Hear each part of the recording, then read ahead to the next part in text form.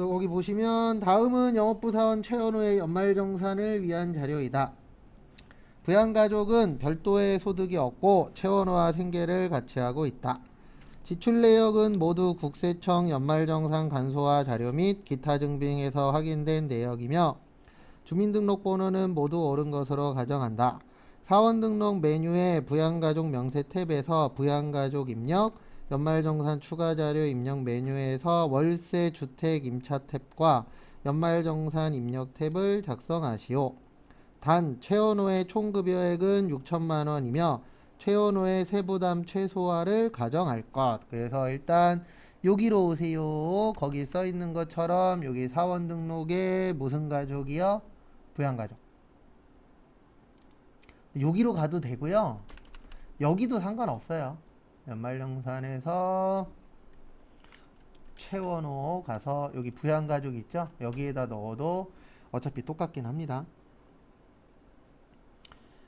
그래서 보시면 일단 본인 거는 됐고요. 그 다음에 3번에 배우자 누구요? 윤선희 씨. 901204208128 별도의 소득 없죠? 그러면 배우자. 그 다음에 슬기 201014071610 그러면 요거 잘 기억하세요. 출산 입양. 그래서 출산 입양은 평생에 한 번만 되는 겁니다. 그래서 태어나거나 입양한 그 당해 연도만. 그래서 여기는 특별한 거 없죠? 그 다음에 연말정산 보시면 최원호 씨 거 먼저 볼게요. 신용카드 되고, 왜냐면 의료비하고 이중공제 된다 그랬잖아요. 그래서 신용카드 되고, 그 다음에 직불카드도 되는데 얼마만 해야 되냐면 950만 원만 하셔야 돼요. 왜냐면 거기 보시면 뭐라고 적혀 있죠? 전통시장 50. 그 다음에 현금영수증 돼요. 근데 현금영수증은 되는데 학원비는 안 됩니다. 교육비는 안 돼요. 왜냐면 학원비 누구만 가능하다고요? 미취학 아동만. 그래서 일단 요거 먼저 넣어 줄게요. 여기로 오세요. 신용카드. 그래서 신용카드에 2000, 직불카드에 950. 왜냐면 전통시장 얼마 있었어요? 50. 그 다음에 현금영수증 얼마 있었죠? 100만 원 있었죠? 그래서 현금영수증 얼마요? 100만 원.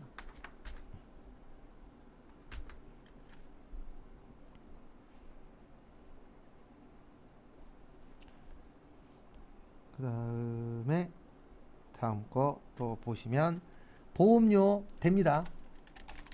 그래서 보험료 돼요. 그래서 일반 보장이죠. 그러면 여기에 넣어주시면 되세요. 어디 갔냐? 여기 일반에다가 얼마요? 120.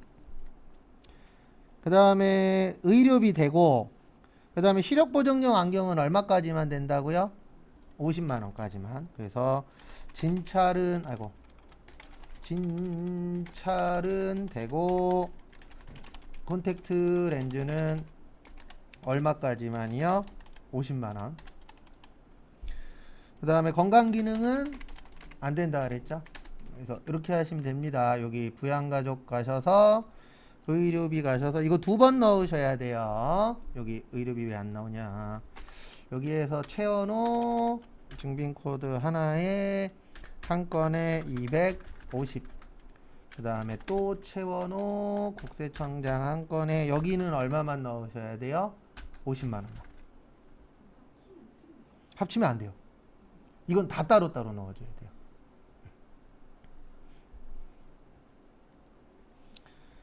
근데 이 당시에는 요게 없었던 시절이에요. 네. 그래서 이 당시에는 300 그냥 넣었었는데 시험 때. 근데 지금은 이제 별도의 내용 없으면 다 따로따로 넣어줘야 돼요. 왜냐면 영수증이 다르기 때문에 다 따로따로 넣어주셔야 돼요. 특별한 내용 없으면. 그 다음에 교육비 독학에 의한 학위 취득에 관한 법률에 따른 거 요건 됩니다. 누가 만들었는지 모르겠는데 독학에 의한 학위 취득. 이게 아마 대부분 저쪽하고 연관이 좀 있을 거예요. 뭐 방송통신대나 그런 쪽하고 좀 연관이 있을 거예요. 그래서 이렇게 넣어주시면 됩니다. 여기 누르시고 여기 교육비 가셔서 본인의 얼마요? 300. 학원은 안 된다 그랬죠? 학원은 누구만 되신다고요? 미취학아동. 그 다음에 본인은 이거는 돼요. 본인일 때 뭐가 되냐면 직업 능력 훈련 개발 시설은 돼요. 지금 배우고 계시는 요 수업 있잖아요. 이거 그 회사 다니시면서 야간반이나 주말반 수업 들으시는 분들이 있어요, 없어요? 있죠. 요런 직업 능력 개발 관련돼서 듣는 거는 됩니다. 그래서 여러분들 중에서도 그 뭐냐 자비부담금만 되는 거예요. 국가에서 지원 나오는 건 안 되고, 만약에 100만 원짜리 수업인데 내가 30만 원 냈어. 그러면 30만 원에 대해서만 연말정산 가능한 겁니다. 왜냐면 국가에서 지원해 준 것까지 하면 2번 혜택 받는 거잖아요. 그래서 내가 낸 돈은 가능하세요. 그 다음에 기부금 보시면 천재지변이니까 법정이죠. 그 다음에 정치자금은 누구만 가능해요? 본인만. 정치자금 기부금은 본인만 가능. 그래서 이렇게 넣어주시면 되세요. 여기 기부금 가셔서 법정에다가 얼마요? 20. 그 다음에 정치자금은 누구 것만 된다고요? 내 것만. 그래서 지금 문제가 내 거잖아요. 그래서 10만원 이렇게 넣어주시면 되세요. 그 다음에 윤선희님 산후조리원 얼마 있어요? 지출비용 300 있죠. 그래서 거기 660페이지 밑에 보시면 6천만원에다가 밑줄 치세요. 산후조리원은 7천만원 이하여야 돼요. 그래서 거기 6천만원 나온 거예요. 그래서 7천만원 이하에 얼마까지만 된다고요? 200만원까지. 근데 거기 보시면 산후조리원 얼마라고 되어 있죠? 300이라고 되어 있죠? 300 다 넣으시면 안 돼요. 얼마까지만 넣어야 된다고요? 200까지만. 그래서 여기도 똑같아요. 여기 가셔서 여기에다가 F2 네, 배우자 선택하시고 국세청장에 하나에 그 다음에 얼마까지만 된다고요? 200까지만. 300 다 넣으시면 안 돼요. 그래서 기억하셔야 되는 게 교복구입비 50, 현장체험 30, 그 다음에 저기 시력교정용 안경 50, 그 다음에 산후조리원 얼마요? 200. 요건 좀 알고 계시고.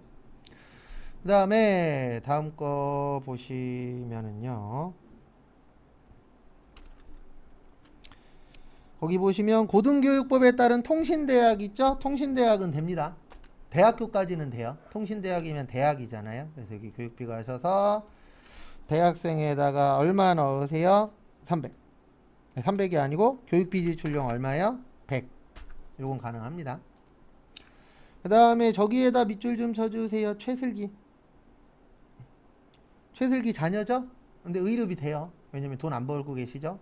돈 벌어도 가능하다라고 했었죠. 그래서 최슬기 여기 밑에 가셔서 F2 국세청장 한 건에 얼마요? 50만. 그래서 별도의 내용 없으면 따로따로 넣어 주셔야 돼요. 별도의 내용 없으면은 그래서 그거 참고를 좀 해주시고요. 그래서 제일 좋은 건 그냥 여러 개 많이 푸는 게 초반에는 가장 좋아요. 그러면서 문제 유형 좀 보고 그 다음에 이제 시험에 비슷한 거 나올 때 있어요, 없어요? 있죠. 그럼 그거 안 틀리면 돼요. 그 방법밖에 없어요. 새로운 유형을 우리가 어떻게 맞춰요? 그냥 이렇지 않을까라고 생각해서 맞추는 거지. 그 다음에 641페이지. 아, 월세 안 했나요? 아이고, 월세 안 했네, 그러고 보니. 네. 월세는 여기 가서 하면 되죠. 여기 월세주택. 네. 그 다음에 임대인은 서영근 797970125. 그 다음에 유형은 단독. 그 다음에 84 서울시 중랑구 망우로 200 2022년 2023년. 그 다음에 요거 조심하세요. 연간이니까 얼마예요? 840. 이거 급하게 하다 보면 여기에 77 때도 있어요. 그러니까 급해지면은 뭔가 잘못 볼 때가 있습니다. 그런 부분 주의하시고. 그 다음에 641페이지가 641페이지가 몇 회예요? 96회예요. 96회시고 그 다음에 962 평화 전자. 그래서 이론 있으시죠? 3시 35분까지 풀어보세요. 그래서 1번부터 같이 한번 보시면은요. 재무회계에 관한 설명으로 적절하지 않은 것은 재무제표에는 재무상태표, 손익계산서 맞으시죠? 자본변동표, 현금흐름표 다 맞습니다. 그 다음에 2번 자산과 부채는 원칙적으로 상계 안 합니다. 그 다음에 3번 외부 이해관계자 맞죠? 정답은 4번입니다. 우리 재무상태표는 일정 시점에 기업의 무슨 상태요? 재무상태. 그래서 시점인데 거기에 뭐라고 되어 계시죠? 기간이라고 되어 있죠? 그래서 정답은 4번. 그 다음에 2번 재고자산에 대한 설명으로 뭐 한 것이요? 틀린 것.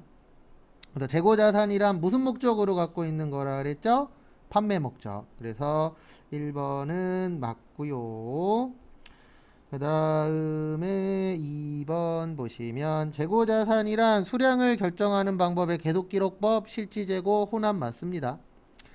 그 다음에 3번 재고자산의 단가 결정에는 개별, 선입선출, 후입선출, 가중평균 맞죠? 근데 이 가중평균 이렇게 나누어진다 그랬죠? 가중평균법에서 계속기록법 쓰면 뭐라 그랬어요? 이동평균법. 그 다음에 가중평균법에서 실지재고 조사법 쓰면 무슨 법이라 그랬죠? 총평균법. 그래서 정답은 몇 번이 되세요? 4번이 됩니다. 거기 거꾸로 적어놨죠? 참고하시고. 그 다음에 3번 요거는 빨리 외워주세요. 그래서 뭐를 외우셔야 되냐면은요. 요거 뭐 외워야 되냐면 변경에는 두 가지가 있습니다. 그래서 첫 번째로 정책의 변경이 있고요. 그 다음에 두 번째로 추정의 변경. 그래서 정책이라는 게 법 바꾸는 거라 그랬잖아요. 어떤 법인데 누구는 제외라고요? 감가는 제외. 그 다음에 소급법이라 그랬죠. 그 다음에 추정의 변경은 감가나 대손, 추정치 바꾸는 거고 무슨 법 쓴다고요? 전진법. 그래서 보시면 1번 매출 채권의 대손 추정률, 대손은 뭐라 그랬어요? 추정이라 그랬죠? 그래서 1번 맞고요. 그 다음에 2번 정책의 변경과 추정의 변경이 동시에 이루어지는 경우에는 정책의 변경을 먼저 해요. 왜 그러냐면 정책은 옛날 거 바꾸는 거거든요. 그러면 옛날 거 바꾸고 올해 거 바꿔야 돼요? 올해 거 바꾸고 옛날 거 바꿔야 돼요? 옛날 걸 먼저 바꿔야 되겠죠. 왜냐면 예전 데이터가 바뀌어버리면은 전체 금액도 뭐 할 수 있죠? 변경될 수 있죠. 그래서 옛날 거 먼저 하는 겁니다. 정답은 3번이에요. 왜 3번이냐면 거기 보시면 두 가지가 구분할 수 없을 때죠. 그래서 정책의 변경과 추정의 변경을 구분할 수 없는 경우에는 추정의 변경으로 하도록 되어 있어요. 왜 그러냐면 소급이라는 건 옛날 거 바꾸는 거라 그랬잖아요. 그러면 우리가 딴 건 몰라도 이건 이해할 수 있어요. 뭐는 이해할 수 있냐면 옛날 거 바꾸는 게 편해요? 옛날 거 안 바꾸는 게 편해요? 안 바꾸는 게 편하죠. 그러면 안 바꾸고 하는 게 뭐예요? 추정의 변경이잖아요.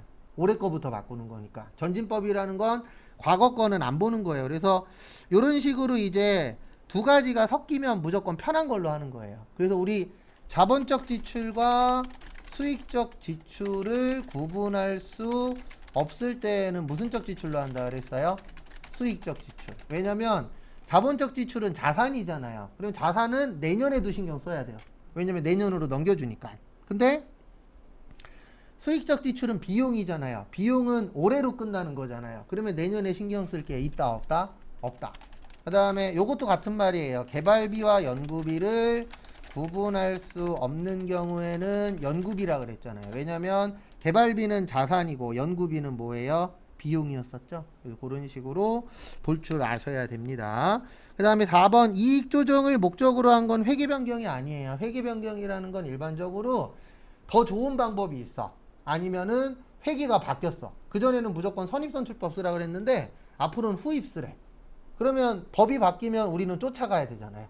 예, 그런 것들을 이야기하는 거지. 뭐 이익을 많이 보려고. 그 다음에 예전 시험 문제는 이렇게도 많이 나왔어요. 세금 적게 내려고. 이런 건 안 됩니다. 왜냐면 우리가 바꾸는 것도 타당해야 바꿀 수 있잖아요. 막 바꾸게 두도록은 안 되어 있기 때문에 세금하고는 관련성은 있다 없다? 없다 라고 기억을 해주시면 될 것 같고요. 그 다음에 4번 정답 2번이에요. 우리 이익잉여금에 두 가지가 있다 그랬죠? 이익준비금하고 끝에가 뭐요? 적립금. 그래서 자본잉여금이 아니고 이익잉여금이에요. 그 다음에 이익준비금 정의는 현금 배당의 10분의 1, 자본금의 2분의 1까지 참고하시고. 그 다음에 또 다음 거 보시면 5번 저기에다 밑줄 치세요. 단기매매증권, 매도가능증권. 그래서 결론은 한 가지로 하란 얘기예요? 두 가지 다 하란 얘기예요? 두 가지 다 하란 얘기죠. 그래서 같이 한번 또 보도록 하겠습니다. 거기 같이 보시면 첫 번째 7월 1일 날 A회사 주식 6,000주. 일단 단기매매증권일 때로 볼게요. 단기매매증권이면은 600. 그 다음에 대변의 현금 600. 그 다음에 이게 얼마가 됐대요? 거기 지문해 보시면 700이 됐대요. 얼마가 됐대요? 700. 그러면은 차변의 단기매매증권 100. 단기매매증권 평가 이익 100. 근데 이거를 7,500원에 뭐 하셨대요? 파셨대요. 그러면 현금 750. 그 다음에 대변의 단기매매증권 얼마요? 700. 그 다음에 대변의 단기매매증권 처분 이익. 이익 얼마 났어요? 50만원 났죠? 그리고 여기는 마지막 것만 보는 거예요. 왜냐면 거기 지문에 2022년이라 그랬어요. 몇 년이라 그랬어요? 2022년. 그러면 거기 문제 중에서 2022년은 마지막 거잖아요. 그 다음에 매도가능증권일 때, 매도가능증권일 때는 처음도 똑같고 두 번째까지는 큰 차이 없습니다. 그래서 매도가능증권 100만원. 대변의 매도가능증권 평가 이익 얼마요? 100만원. 여기까지는 똑같아요. 근데 이거 낸 이유가 분명히 있겠죠. 예, 요거 낸 이유는 뭐냐면 지금부터 때문에 낸 겁니다. 여기부터 같아요, 달라요? 달라요. 그래서 현금 750 받았고 매도가능증권 700을 그 700짜리를 팔았는데 문제는 뭐냐면 얘가 자본이에요. 잠시만요. 들어오셨구나. 그 다음에 요게 매도가능증권 평가 이익이 뭐라 그랬죠? 자본이라 그랬잖아요. 자본은 무슨 처리요? 상계 처리. 그래서 대변의 매도가능증권 처분이익이 150이에요. 얼마라고요? 150. 그래서 정답은 몇 번이 되냐면 3번이 됩니다. 왜 그러냐면은 단기매매증권일 때는 50이었잖아요. 근데 매도일 때는 얼마예요? 150. 둘이서 얼마 차이 나요? 100만원. 이거 어려운 문제예요. 그래서 정답은 3번입니다. 지금 642페이지세요.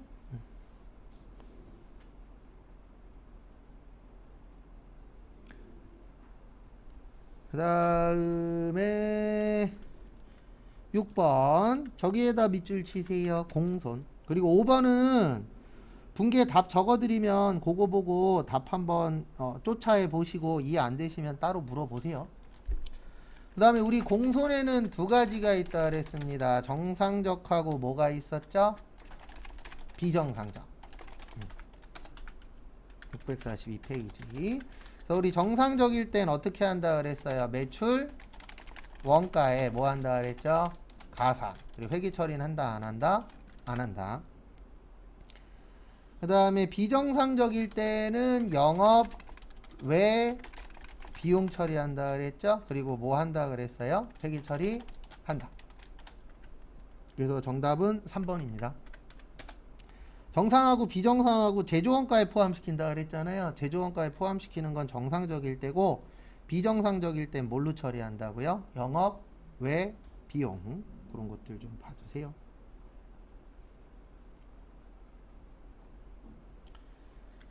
그 다음에 7번 저기에다가 밑줄 좀 쳐주십시오. 어디에다 밑줄 치시냐면요. 두 번째 줄에 단기총 제조원가, 그 다음에 제조간접비 발생액 25만원 노무비를 기준.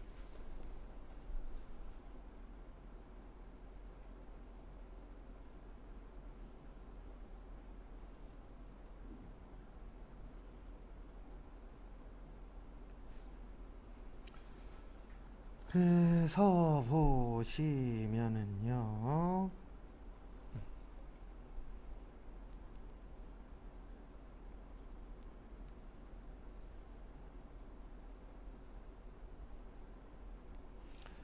그래서 보시면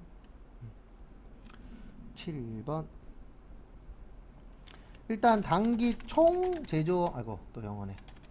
단기 총 제조 원가는 이렇게 구한다 그랬죠. 재료비, 노무비, 경비, 간접비.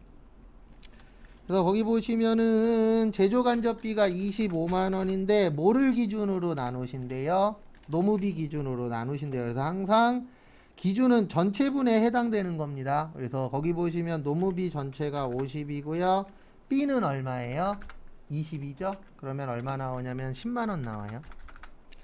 그래서 재료비가 60, 노무비가 20, 간접비 좀 전에 얼마 나왔죠? 10만 원. 그러면 얼마 나와요? 90만 원. 정답은 1번인데 하나 꼭 알고 계셔야 되는 게 제가 분수 많이 적잖아요. 분수는 항상 전체분에 해당되는 거예요. 그래서 우리가 12분의 몇 이거 많이 하잖아요. 왜 많이 하냐면 12가 1년이잖아요. 그래서 1년 중에 뭐 3개월, 1년 중에 4개월 이런 거 많이 하죠. 그런 부분 참고하시고. 그 다음에 8번 그래프. 1번은 변동비고요. 2번은 고정비고요. 3번은 준변동비고요. 4번은 뭐예요? 준 고정비. 맞죠? 그래서 1번 보시면 조업도의 변동에 따라 원가 총액이 비례적으로 변화하는 변동비 맞고요. 정답은 2번입니다. 왜냐면 총변동비 증가, 단위당 변동비 뭐요? 일정. 총고정비 일정, 단위당 고정비 감소. 조업도가 뭐 할 때요? 증가할 때. 참고하시고.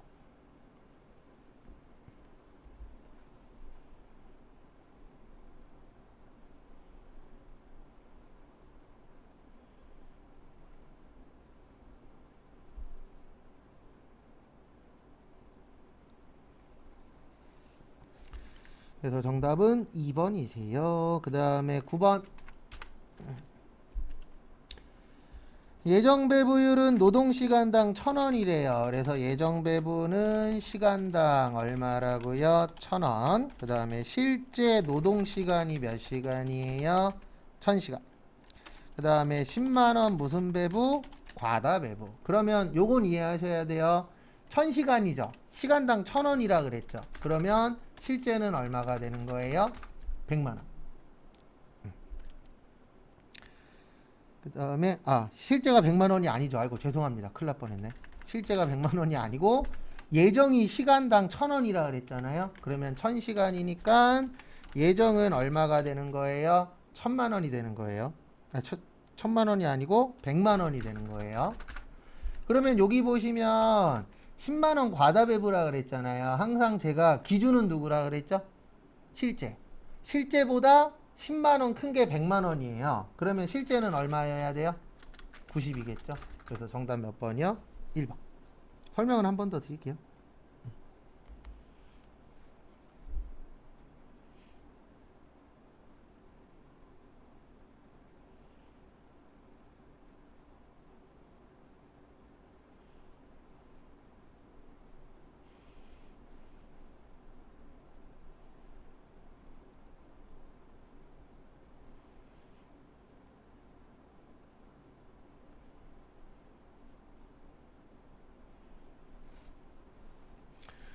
그래서 이렇게 되는 거예요. 예정이 시간당 1,000원이라 그랬잖아요. 그래서 1,000시간이니까 예정은 얼마 받았다?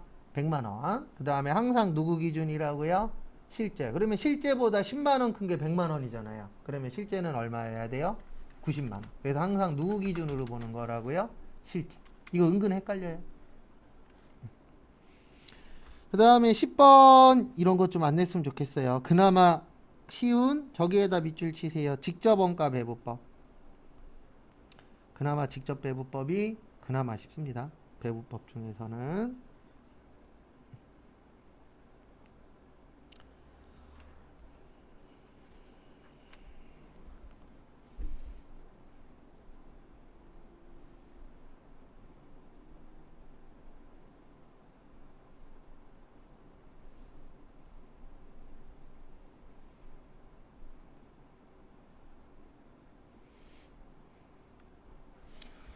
그래서 이렇게 됩니다. 직접 배분법에서 저기 제조 옆에다가 직접, 그 다음에 보조 옆에다가 간접.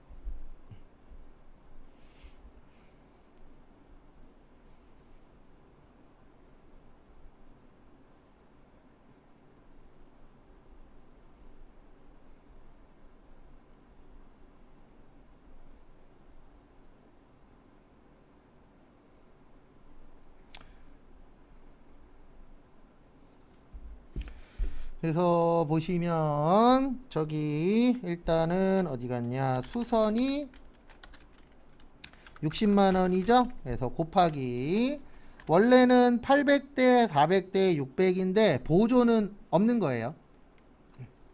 그래서 보조는 없으니까 얼마예요? 1200시간 분의 800시간. 그러면은 48만 원 나와요. 요게 수선. 그 다음에 동력은 63만 원이죠. 63만 원 곱하기 원래 9,100, 3,500, 7,000인데 보조는 없는 거예요. 그러면 12,600 나와요. 그래서 12,600분의 9,100. 그러면 63만 원 나누기 12,600 곱하기 9,100 하면 45만 5천 원 나옵니다. 요거는 어디에요? 동력이에요. 그러면 두 개 더하면은 잠시만요. 금액이 뭐 잘못 구한 것 같은데 잠시만요. 60 나누기 1200 곱하기 800. 아, 여길 잘못 구했네요. 40만 원이에요. 그러면 두 개 더하면 얼마예요? 85만 5천 원. 정답 몇 번이요? 3번. 요런 거는 꼭 한두 번씩 해보시고 이해 안 되시면 가지고 오세요. 예, 요거 구하는 방법 알려드릴 테니까 이런 건 꼭 연습해야 돼요. 왜냐면 얘는 이해를 해야 맞출 수 있거든요. 이건 암기해서 못 맞춰요. 그래서 이해하실 수 있게 알려드릴 테니까 헷갈리시는 분들은 가지고 오세요. 그 다음에 11번 다음 중 부가가치세 과세표준에 포함하는 항목이 아닌 것은 1번 재화의 수입 맞고요. 그 다음에 할부 판매, 장기 할부 판매 맞습니다. 정답은 3번이죠. 왜냐면 우리 과세표준에 포함하지 않는 것 외웠잖아요. 매출할인 및 애놀이, 매출할인, 지급지연으로 인한 무슨 이자요? 연체이자, 국고보조금과 공공보조금, 도달되기 전에 파손, 훼손 또는 멸실된 경우 용기회수 보증금, 종업원, 봉사료. 그래서 정답은 3번. 그 다음에 12번 푸는 방법 알려드릴게요. 여기로 오세요. 원천징수에서 급여자료 입력. 그 다음에 여기 누르세요. 수당공제. 그럼 여기 식대 10만원 있죠. 자가운전 20 있죠. 그럼 몇 번하고 몇 번 맞아요? 1번하고 2번 맞아요. 그 다음에 3번 여기에다 치는 거예요. 비과세에 출산 보육. 그리고 여기에다 F2 뭐요? 출산 없죠. 그래서 3번.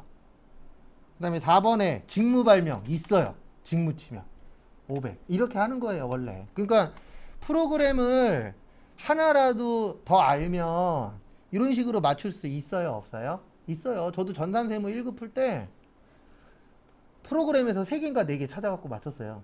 그러니까 내가 어디에 뭐가 있는지 아니까. 근데 뭐가 있는지 모르면은 다 기억해야 됩니다. 그래서 요거는 어디 가서 찾으시면 돼요? 급여 자료 입력. 그래서 정답은 3번 출산보육수당은 비과세 아니에요. 그 다음에 13번 요거는 좀 외우십시오. 정답 1번입니다. 요즘 요 문제 내시더라고요. 과거에 좀 안 냈었는데 우리 간주공급에 4가지 있습니다. 그래서 자가, 개인, 사업, 폐업 시 뭐요? 잔존적.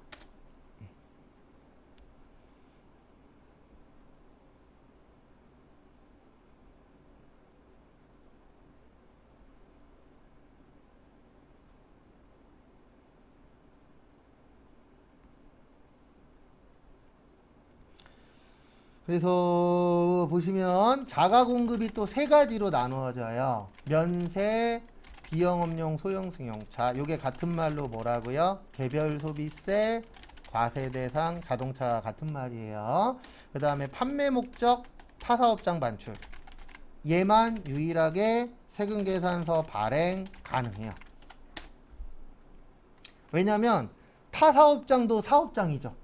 우리 회사도 사업장이죠. 그러면 사업장들끼리 주고받았으니까 뭐 발행할 수 있다? 세금 계산서. 그래서 정답은 1번. 근데 요거는 별도로 외우시는 수밖에 없어요. 14번도 좀 그래요. 저기에다 밑줄 치세요. 필요경비. 필요경비라는 건 요거 얘기하는 거예요. 우리 애로 치면은 비용. 비용을 이제 필요경비라고 하거든요. 왜냐면 우리가 돈을 벌려면은 돈을 써야 되잖아요. 돈 안 쓰고 돈 벌 수 있다 없다? 없다. 네. 그래서 이런 거 다 사기라 그랬잖아요. 돈 안 쓰고 돈 벌 수 있대. 사기입니다. 네. 돈 안 쓰고 돈 벌 수 있는데 대출 받아야 돼요. 맞죠? 그 돈 내 돈 아니잖아요. 그러니까 돈 안 쓰고 돈 벌 수는 있는 거죠. 은행 돈이잖아요. 절대 돈 안 벌고 돈 쓸 수 없어요. 그래서 우리가 어떤 돈을 벌기 위해서 필요한 경비다. 그래서 뭐라 그래요? 필요경비라고 합니다. 그래서 1번 저기에다 밑줄 치세요. 직접 종사하고 있으면 급여 처리할 수 있습니다. 근데 대부분 문제가 되는 이유는 뭐죠? 일 안 하고 돈 받아가니까 문제가 되는 거예요. 근데 직접 일을 하고 있어. 그러면 상관없습니다. 왜냐면 회사 운영할 때 가족들끼리 할 수도 있어요? 없어요? 있죠. 근데 전제 조건은 일을 하고 있으셔야 돼요. 그 다음에 우리가 물건에 보관료, 포장비, 운반비 있어야 되겠죠? 네, 3번도 필요하죠. 자동차. 네, 그래서 정답은 4번이에요. 새마을금고에 지출한 기부금은 요거는 이제 비지정 기부금이라고 해서 인정 못 받는 기부금으로 되어 있어요. 근데 왜 그러냐면 새마을금고에 기부하는 것들은 대부분 조합원이 되려고 기부하는 분들이 많거든요. 그러니까 이제 여기랑 연관되려고 기부하는 거지 실제 정상적인 기부로 인정을 안 해요. 그래서 요거는 안 되는데 배운 적 있어요? 없어요? 없어요.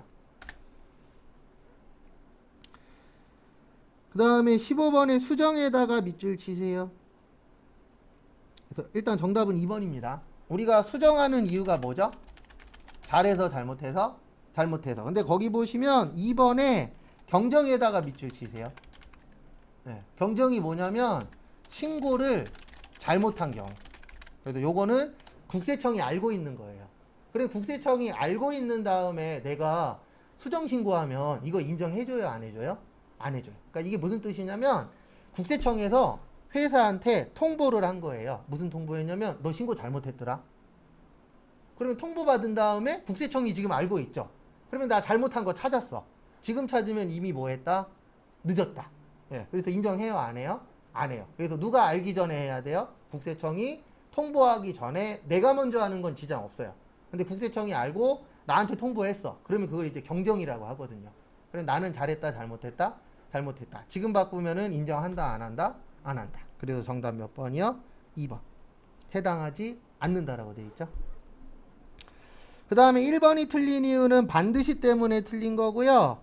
3번은 계약이 해제가 되면 계약 해제일로 발행하는 거예요. 원래 날짜로 하는 게 아니고. 왜냐면 계약이라는 게 해제가 6개월 후에 될 수도 있고 1년 후에 될 수도 있잖아요. 그럼 이거를 기존 거를 수정하기에는 쉬워요, 어려워요? 어렵죠. 왜냐면 늦게 될 수도 있으니까. 그 다음에 4번 요거는 사유가 발생한 날을 작성하는 게 아니고요. 4번은 처음 세금 계산서 작성일로 하는 거예요. 왜냐면 내가 예전에는 뭐였었죠? 간이과세자였잖아요. 근데 지금은 뭐예요? 일반 과세자, 그 일반 과세자에서 간이과세자로 바뀌었잖아요. 그러면 법이 다르기 때문에 요건 옛날 거를 바꿔줘야 돼요. 지금 걸 바꾸는 게 아니고. 그래서 정답은 몇 번이요? 2번. 그 다음에 잠깐만 쉬었다가 4시 10분에 신호 확인하고 다음 거 문제 풀어보도록 하겠습니다.